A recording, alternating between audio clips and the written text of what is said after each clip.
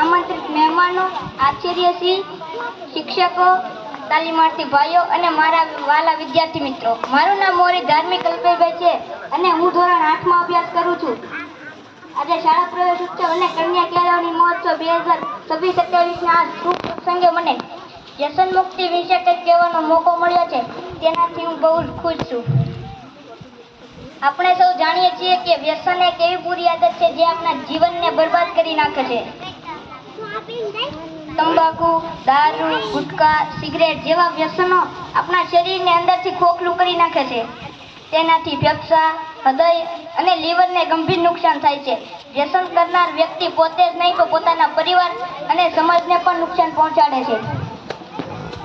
આજે નાના બાળકો પણ આ વ્યસનોનો શિકાર બની રહ્યા છે. તે ખૂબ જ દુઃખદ બાબત છે.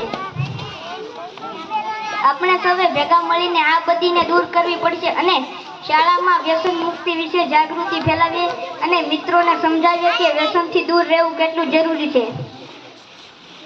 ખાસ કરીને કન્યા કેળવણી મહોત્સવ અંતર્ગત આપણે દીકરીઓને ભણાવીએ છીએ. એક શિક્ષિત દીકરી પોતાના પરિવાર અને સમાજને વ્યસન મુક્તિનો સંદેશ પહોંચાડી શકે છે. તે પોતાના ભાઈઓ, પિતા અને પતિને વ્યસનથી દૂર રહેવા સમજાવી શકે છે. નારી શક્તિ એ સમાજમાં સકારાત્મક પરિવર્તન લાવી શકે છે.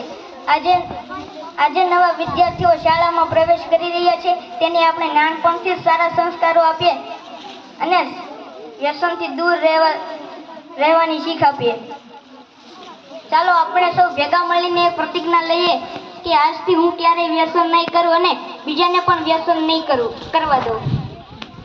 યાદ રાખો, વ્યસન મુક્ત જીવન એ સુખી અને સ્વસ્થ જીવનનો પાયો છે.